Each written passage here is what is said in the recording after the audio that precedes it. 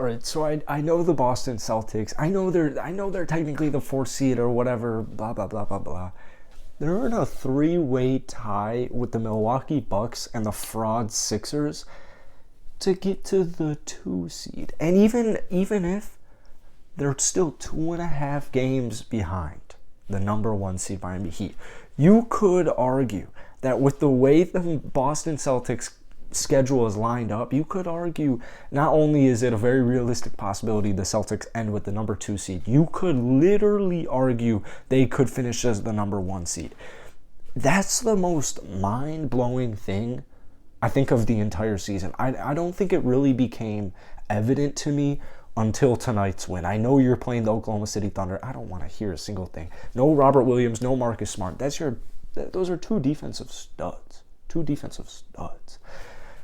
If you told me when the Boston Celtics were below 500 just 4 months ago, that they would be 45-28 and have a legitimate shot at the 1 seed, I would have taken the under on that. I would have said, let's put some money on it. And I saw a tweet, I think it was from Alex Hoops today, that I think perfectly sums up the Celtics. Almost like I don't even want to say the word disrespect, but it is a little bit disrespectful, and it just kind of explains how under the radar they've been flying.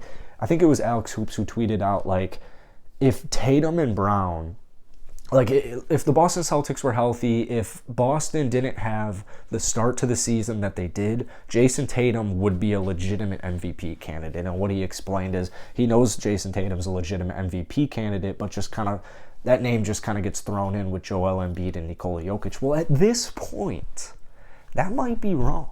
Welcome back to the channel, though we have a Boston Celtics video clearly today. We'll talk a little bit about tonight's game. We'll talk a decent amount about tonight's game in which they were missing, I know I've said it, but Marcus Smart and Robert Williams. I know you're playing a rebuilding team. They're hungry. These young kids, they're fighting for roster spots. They're fighting for contracts. As Kendrick Perkins pointed out in the broadcast, they're fighting for survival. They're fighting for their life right now in the NBA world.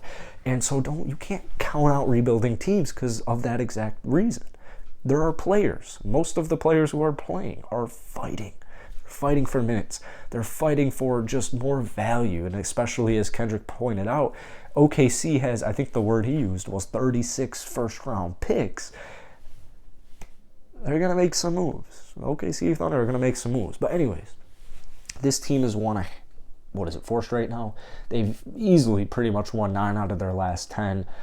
They're blowing teams out. I made a video earlier today actually talking about the Boston Celtics. If you guys enjoy this video, be sure to hit the like button, hit that sub button. Celtic Nation, if you guys could help get this video to 132 likes, that would actually be crazy. I am trying to make, honestly, at this point, daily Celtics videos is probably what you'll be seeing because they are fun to watch, man. They're fun to watch. And if tonight's game told me one thing, it was almost how valuable Smart and Robert Williams' defense is to this team, but it was also that they have critical role players who have been playing really well all season. And Jason Tatum, I guess he didn't have to drop 36 points tonight, but 5 of 11 from downtown, he definitely showed up tonight. And when you're missing 2 starters, who do you rely on? You're not relying on role players. I know the role player, everyone on the team needs to step up, but you're kind of hoping Jason Tatum, Jaylen Brown, who had a great game as well, throwing in 25 points, you're kind of hoping that they pick up a little bit more in the absence of your 2 starters. So that's just honestly exactly what happened. It was the best of both worlds for the Celtics tonight. If I was a Celtics fan, I'd be just absolutely ecstatic right now.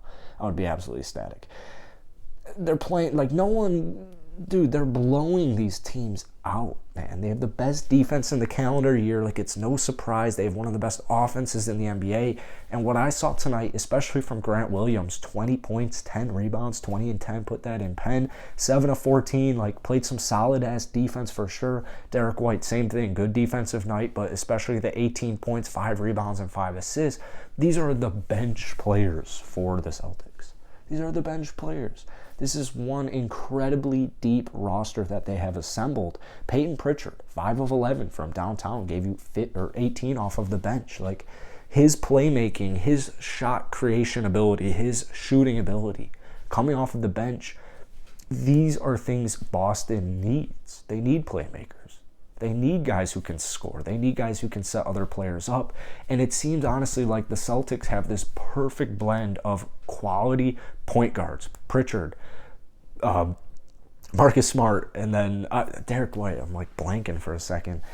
You have a solid group of 3 relevant point guards. Guys who can pretty much do things on both ends. Yeah, some are more talented, like Marcus Smart defensively is a superstar.